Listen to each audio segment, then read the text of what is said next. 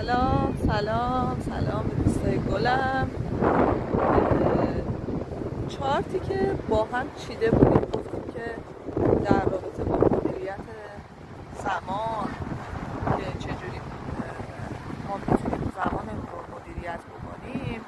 امروز راجع به اون میخوام صحبت بکنم، این که ما کی به این نتیجه میرسیم که باید زمان عمری که داریم استفاده میکنیم ازش رو کی به این نتیجه میرسیم که مدیریت بکنیم.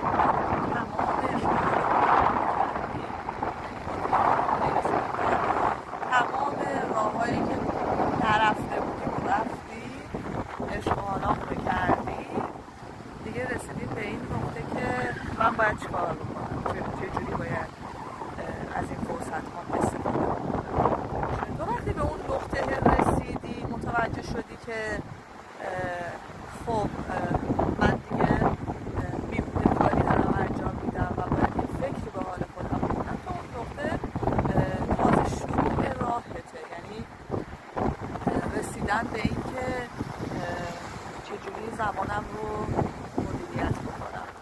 یه نقطه عطف و شروع تو مستحصلی، نگرانی، هیچ راهی به هیچ کجا نداری و اصلا نمیدونی که باید چجوری شروع کنی.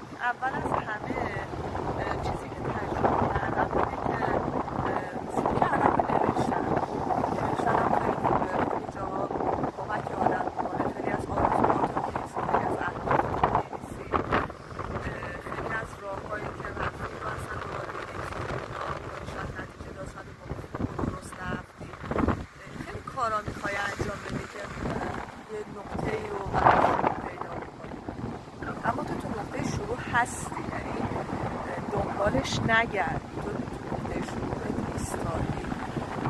اونجا باید بفهمی که تو چی استعداد داری، کجا میخوای شروع